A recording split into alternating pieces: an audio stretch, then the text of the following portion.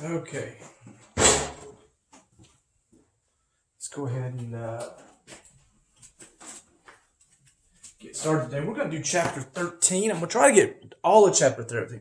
We're only going to do chapters 13, 1 through 4. So if you have any problems not on sections 1 through 4, I may have tried to do 5 and 6, I think, in the syllabus.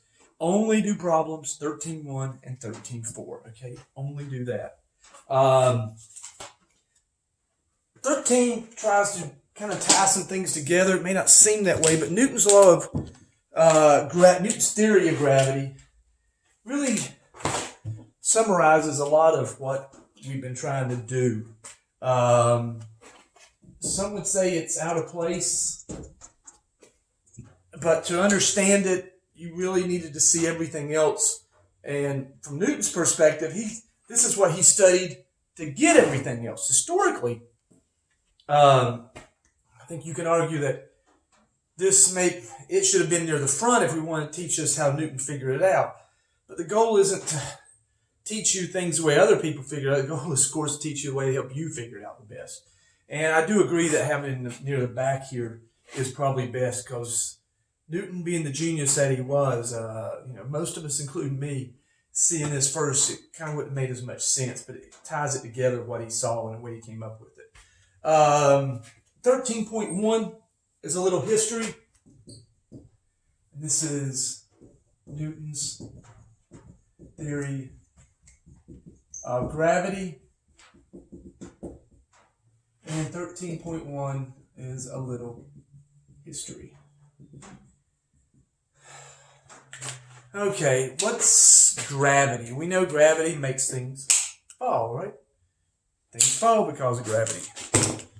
It's the rocket engine I have to have laying around. If I throw it up, it comes back down, it falls, right? Gravity pulls it down.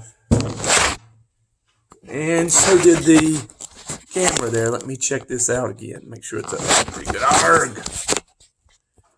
I'll know not to throw stuff on the table again. Let me check.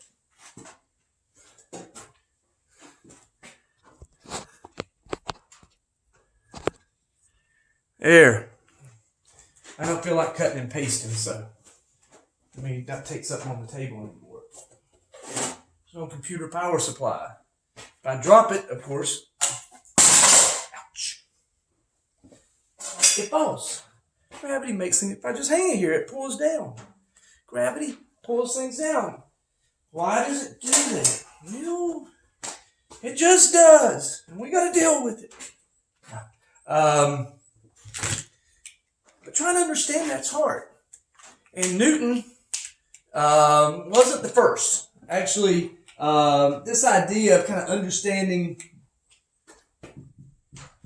how the structure of the universe is set up, where you try to understand how the universe works, is called cosmology. And this is what Newton came up with. People had studied this, but Newton was the first really that made a major breakthrough here. Based on something we thought that was true, we found out didn't seem to be. Now, you got to remember at the time of Newton and a little bit before, what was the universe? Well, the universe was us, the sun, the moon, or if you were in Chicago, the moon, the bears. No. So it would also be the planets, and of course the stars were just kind of fixed out there. They were at some fixed point away from us. We didn't know they were multiple distances away and stuff like that at the time. Now, try to understand this cosmology. Basically, the guy that really, of course, before that, we had a guy named Ptolemy. In Egypt, Ptolemy basically said that all stellar objects orbit the Earth, and he had a model and equations, math. My math says it's true, therefore it must be. Math to back him up. This was, figured out, I think, a couple hundred years after the birth of Christ, 200 or 300 AD. People had kind of thought it before. Ptolemy had the kind of best model that worked. Because what happens is, if you look at the Mars, if you look at Venus, look at Jupiter, Saturn, what happens is they move like this. If you look every night at every night you go up and look, there's Mars. Make a point in the sky, there's Mars. Point in the sky, same time, there's Mars. Same time, point in the sky. If you do that continually, it'll look like they do something like this. Or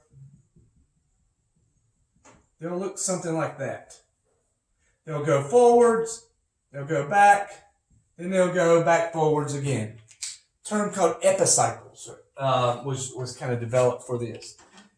Explaining that was hard. But Ptolemy came up with a way, using the Earth as the center of the universe. It worked. Everything orbited the Earth. And if you look at the sky, everything seems to go around us, therefore it must be true, right? So, yeah. And it was accepted. Till about, the 1500s, basically a guy named Tycho Brahe. Tycho Brahe, sometimes known as Tycho, oftentimes. Tycho Brahe, most precise visual astronomer. I'm just going to call it naked eye astronomer. He made as precise measurements as he could based on how far from north at that angle and how far up in the sky at that angle. It's right ascension, declination. If you want to use those terms for describing a point in the sky, where the objects were in the sky, the planets specifically. And he was very good at this. Like I say, most precise ever. If you get a chance, if you look him up, you can see kind of how he did it. Basically, like giant protractors where you would sit and look at things at very specific times. He had tons of data. Tycho was a party boy. He got his nose cut off in a duel, and he wore this, I think, gold or brass nose. So it made him look like he had a nose. You didn't want to see it, open nostrils and stuff, or it healed up funky. You didn't help him with the female population at the time, if you know what I mean. But Tycho liked to throw parties. He had some rich benefactors, and he was widely celebrated. Problem was, he's not an analysis guy. Well, he hired this very ascetic, very religious guy, very, very good mathematician, a guy named called Copernicus. Kepler. A guy named Kepler. And Kepler, it was Johann Kepler. And Kepler analyzed Tycho Brahe's data. And about this time, you had a guy named Copernicus. Hey there, Chloe Bear. We have Chloe. Oh. Chloe came by. She wanted to see everybody. Say hello, Chloe. You're a little wet because it's raining. All right, girl. I got to sit you down. You look in the camera? Okay. All right, let's go. All right, there you go. All right. A guy named Copernicus came out and pretty much on his deathbed, because what happened was, unfortunately, the Catholic Church had developed the teachings of Ptolemy into their, what they considered canon or doctrine. And, with the power politically the Catholic Church had, it made sense. Earth's the center of the universe. God made the universe, so God sees man as the center of the universe. And, it makes us feel good when we think that. But on his deathbed, Copernicus put out and said, no sun-centered universe with, and he had math to back him up. Now, that was heretical in many ways. There was, I'll use the term now for some of you, scientific consensus was that the Earth was the center of the universe. All the scientists agreed. And if all scientists agree on something, it's got to be correct, right? Huh.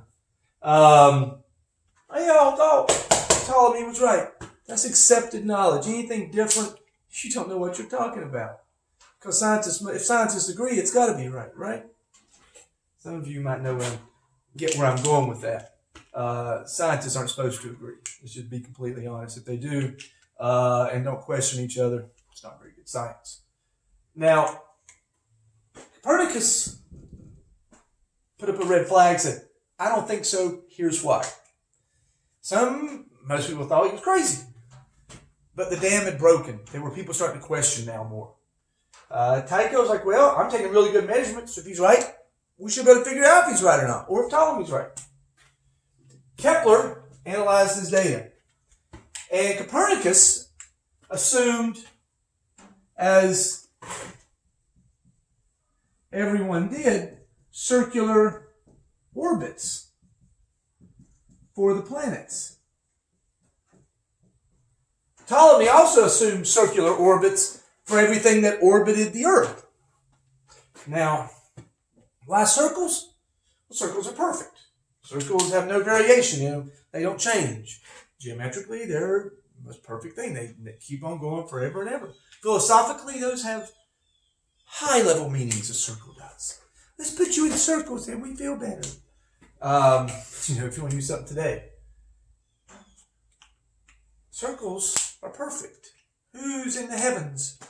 God is in the heavens. If God is in the heavens, and God is perfect, circles seem to be perfect, as close as we can get from God, continuing, never ending, infinite, like God is. And no beginning, no end. So everything in the heavens must move in circles. Seems reasonable. We look up the sky, it looks like a circle. The horizon looks like a circle. If you go on top of a tall mountain, there it is, a big circle. It describes a circle. Well, Kepler made that assumption as well. Being a very religious guy, he kept trying to do analysis for circles from this data of how far it was over and how far up. And doing all this math by hand, by the way, takes a long time. Kept analyzing Tycho's data. And after many, many years, and he could have figured it out a whole lot sooner, and actually I'm going to have you do something on Kepler's laws because I think it's really good to understand because this basically was huge breakthrough in science. Kepler, this is before Newton, by the way, using only observable data, realized a couple things. One, what did he realize? He developed 3 laws. And the first one is really one of the biggest. Planets orbit the sun in ellipses, or elliptical, and ellipses. I'll just say ellipses the way I wrote that sentence. It's an ellipse. It's a squashed circle. They're not perfect. If I remember correctly, and I may be off on this, but my memory serves me right, he was looking at Mars, and Mars is fairly circular. I'm not mistaken, if you looked at Venus and that's data, he would have seen the ellipses a whole lot easier because it's more of an elliptical path. I may have those flipped. But I knew if he'd have looked at one planet and not the one he looked at, he could have got his data would have been a whole lot clearer. Because it was just barely an ellipse, but it was there. He couldn't fit a pure circle to the data. And he didn't want to go there. Religious guy. God's in the heavens. God's perfect. Circle's perfect. It's got to be a circle. Data says otherwise. Your data says otherwise. And if the data says what you don't want to hear, you need to change what you want to hear and look at the observable data and see if you can make sense of it based on what it says. Okay? There are other 2 laws. We'll get to those later. I'll put two other laws. But these here basically developed mathematical models for the motion of the heavens sun-centered. You know, Copernicus did some, but it didn't have data, a lot of good hard observation data to back it up. Kepler used Tycho's data, which is the most precise they had. You know, as far as I know, we still had at the time anyway. And it barely showed it, but he was able to see it with all the ones he observed. Now, question you may ask, why didn't anybody see this during Ptolemy's time? Why didn't Ptolemy think it was just dumb? Yeah, he's old and dumb. If you think just because people 2,000 years ago were dumb, you're wrong. You're just as smart as people are nowadays. If not more ingenious with certain things to get things done. It may not have as much education. Human brain and ability to analyze, just the same. All right? The problem with Ptolemy is, and I will say this, not developed by Ptolemy due to data not precise enough to see. He couldn't see there were ellipses because he couldn't get data precise enough to even show it. All the data he could measure based on the quality of the measurements at that day. He did as good as he could. And from that perspective, it was a reasonable conclusion based on the analysis and what he developed to demonstrate it. Actually, pretty ingenious. It really was. Tycho's data was key to Kepler figuring out that the objects in the heaven move in ellipses. And you're like, wait a minute. So are the heavens perfect now, or are they not? Now, just give you an idea, too. Published in the early 1600s. 1609, 1610, 1612. Early 1600s. 400 years ago. Think in the 1600s what was going on.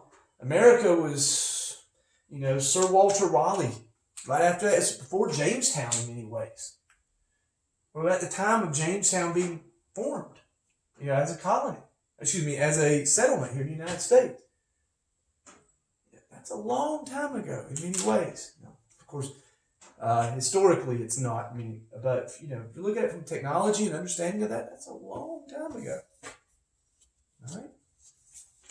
Now, that's some history. Let me erase this and just talk about Newton and what made Newton just so amazing what Newton did.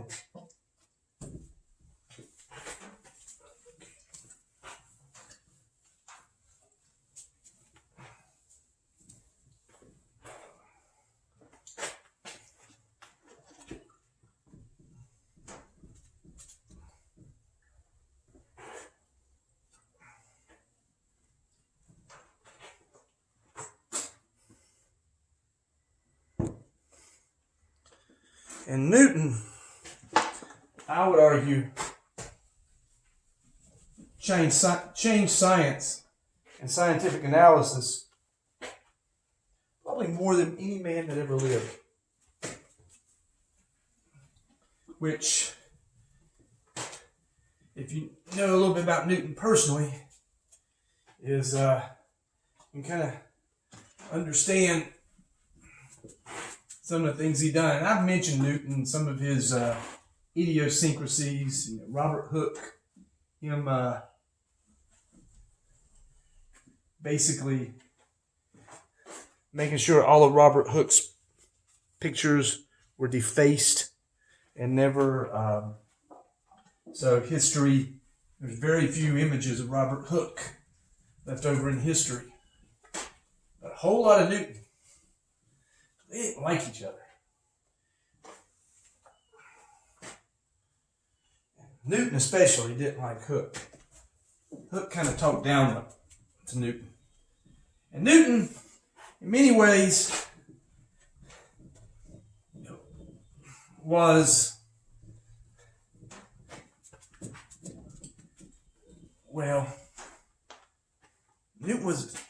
think of it like this. Newton was, well, an old term growing up I had, redheaded stepchild. Newton was, we use this term privilege now, which I think is a bogus term in many ways. But Newton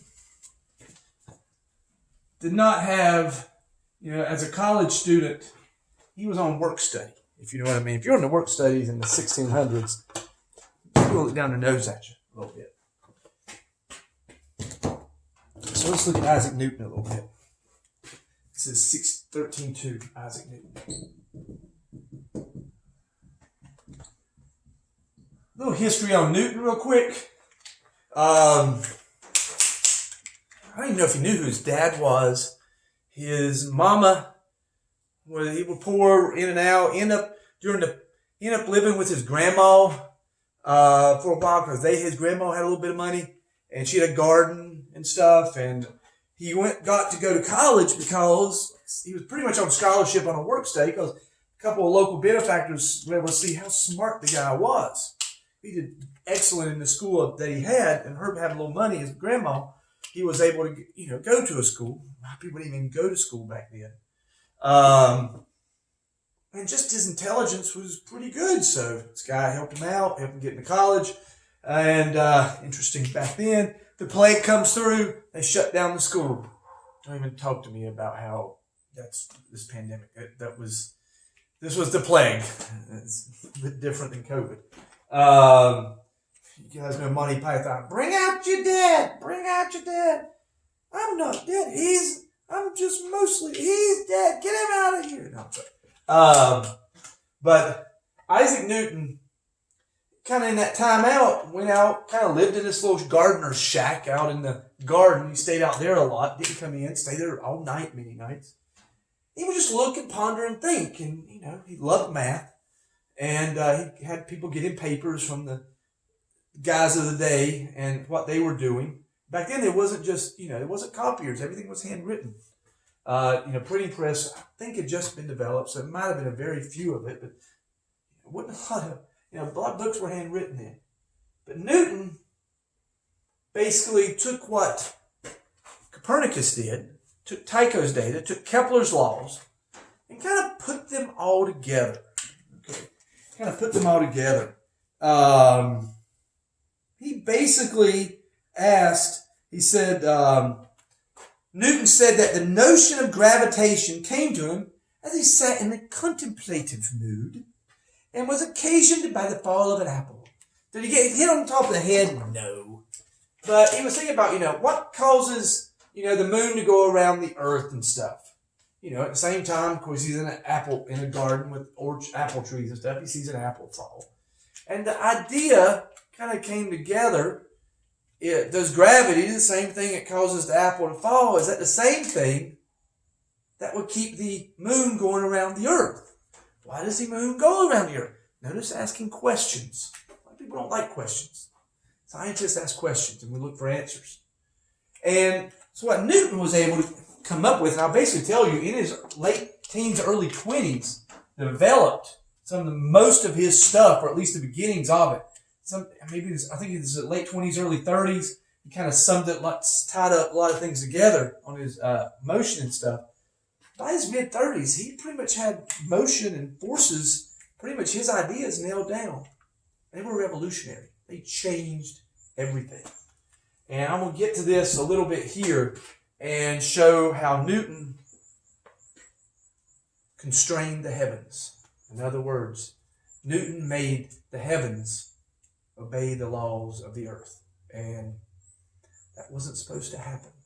All right? So let's see if we can see this from here. So what Newton basically did, so he thought, if we look about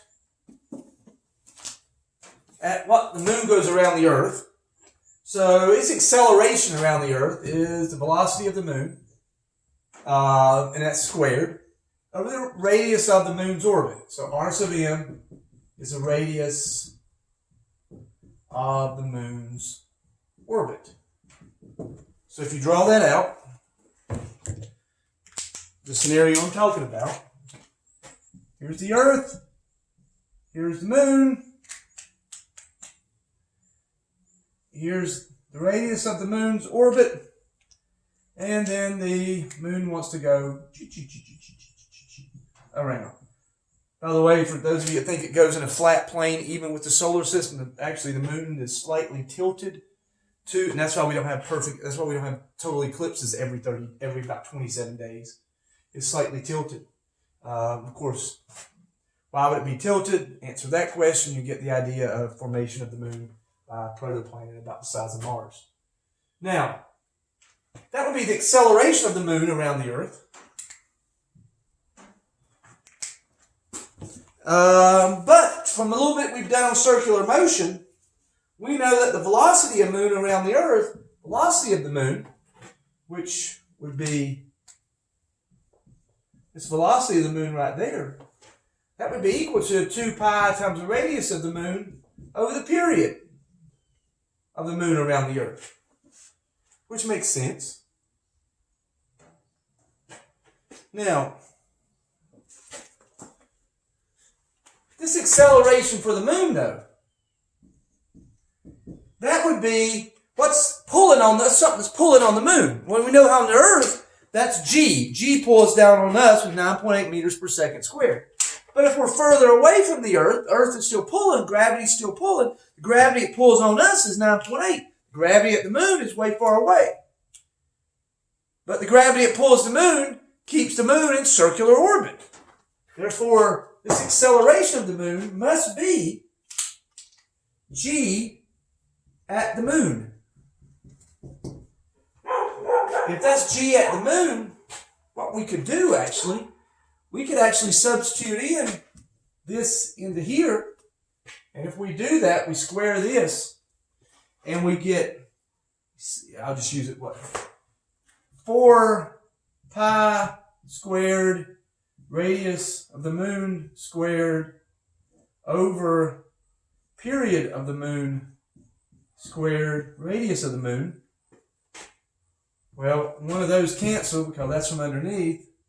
And you get that G at the moon equals 4 pi squared radius of the moon over period of the moon. And that's about 27 days squared. Okay, so that's G at the moon. And you get a value of about 0.00272? Yeah. 272 meters per second squared. It's a long ways away. The moon is actually about 260,000 miles away. And you get it, so that makes it needs to be kind of small. Well, we thought, what if we take that and make a ratio, G at the moon over G of the Earth? So to understand relationships, we've talked a lot about ratios. We talked about calibrations and stuff. We did that in lab, how when one goes up, the other one. So if we take the ratio of these, because G at the Earth, this is at the moon, and this I need to make at the Earth. I got ahead of myself. Making sure I say this right. Yep. We get a number. If you take that ratio, you get a number that's 0.00272 over 9.8. You get a number of about 1 over 3,600. I thought, okay, well, but then he noticed something. But let's take the radius of the moon's orbit over the radius of the Earth. Because that's G at the moon. That's the radius of the moon's orbit. G of the Earth, radius of the Earth. Because we know G, if you're further away from the center of the Earth, it should change a little bit, we think. Let's take that ratio. If you do that ratio, you get a number of about 60. My goodness, is there a relationship between 60 and 1 over 360? Yes. This, if you take this and square it, you get 3,600, and flip it, you get 1 over 3,600. So I like how the book says, quoting Newton, I deduced that the forces which keep the planets in their orbit must be reciprocally as the square of the distance from the centers about which they revolve, and thereby compared the force requisite, that means required, to keep the moon in her orbit with the force of gravity at the surface of the earth, and found them answer pretty nearly. In other words, based on, they pretty much were pretty close. So the reciprocal as the squares as their distances. So what he's saying is acceleration ratio is proportional to 1 over the radius ratios squared. There's a mathematical relationship between the ratio of the accelerations, that's g, g's acceleration due to gravity, and the radiuses. So he's basically saying the thing that caused gravity on the earth also causes the moon to orbit the earth. Causes the moon to orbit the earth. And from this, we were able to develop Newton's law of gravity, which I'll get to in a minute. But this did something. This basically said something that's on the earth, something that makes things fall on the earth, also makes the moon orbit the earth. We now can say that the laws that govern of physics that govern things on the earth also govern the motion of the planets in the heavens. Now, okay, fine, like, whatever. Look historically. Now we're saying that whatever is valid on earth is valid in heaven. What governs the heavens, what governs the earth governs the heavens. God, the thought was, he's got his own rules for up in heaven. Earth is different.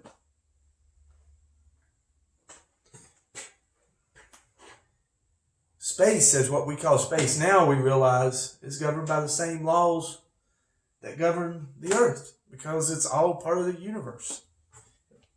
If you want to talk about heaven, is it just where the stars are and the planets are and the moon is? Well, maybe, but from best we can see, it doesn't seem to have its own different set of laws up there, which we haven't seen. And Newton was the one that did that. A lot of people didn't like Newton for this. I mean, he went after a lot of Christian theory of the time, what people thought was valid. A lot of people didn't like him. He was young. He was brash. He would tell you, I'm right. Hooke didn't like it. Nobody could prove him wrong because he wasn't. In a classic